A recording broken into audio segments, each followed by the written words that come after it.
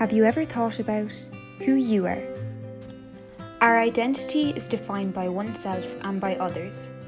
The environment we live in shapes the way we perceive the world. It all starts at a very young age when socializing begins. In this process, there are different factors that may affect our identity. Imagine that your mother is pregnant and is waiting for you. She is happy to have you in her life and is enthusiastic about meeting you. She is also curious and wants to know what you'll be like. Through an ultrasound, she discovers your sex.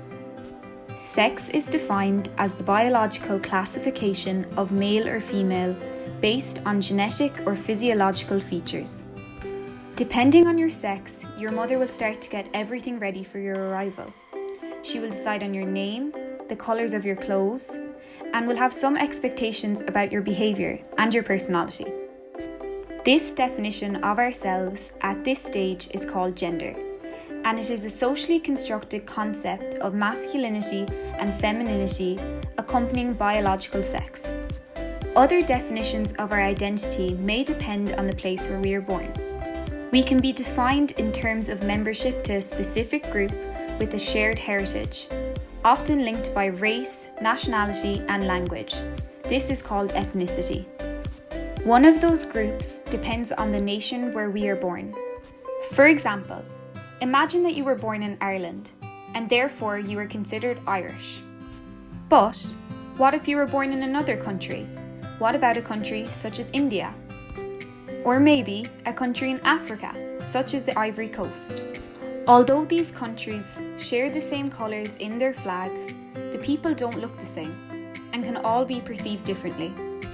You would be classified based on characteristics such as the colour of your skin, ancestral heritage, cultural affiliation, and ethnic classification.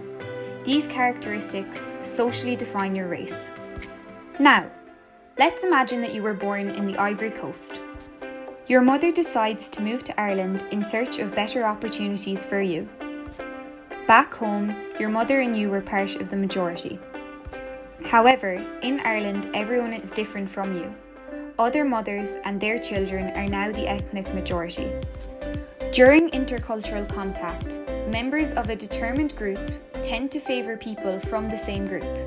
We tend to favour people who are similar to us and who belong to these similar groups. In the middle of this process, some groups that are underrepresented suffer a subordinate position in society.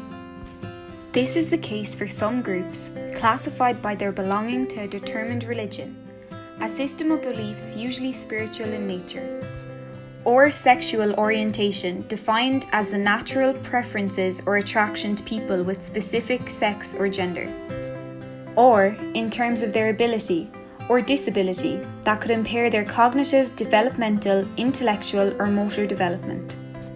These categories, including our ability or disability, sexual orientation, religion, socio-economic status, gender, and age, define who we are, but in addition, defines how we are treated by others. Prejudice, for example, is a hostile attitude towards a person solely due to their specific group membership. Prejudice can lead to stigma. This devalues a person's social identity in terms of physical or social attributes. Finally, stigma can lead to unjust mistreatment on the grounds of those attributes. In the Irish context, the Black Irish, in comparison to the White Irish, are 3 times more likely to experience discrimination in the workplace. People with disabilities are twice as likely to experience discrimination than those without a disability. It is time to reflect. How would you feel being discriminated against for being who you are? We must understand the relevance that social inclusion brings to everyone. It helps to build a more equal and fair society for you and others. West Limerick Resources encourages inclusion and community participation. It is vital to give a voice to all members of the community in order to strengthen personal and group identity. Let's remember that our differences make us who we are. That's why promoting diversity is important.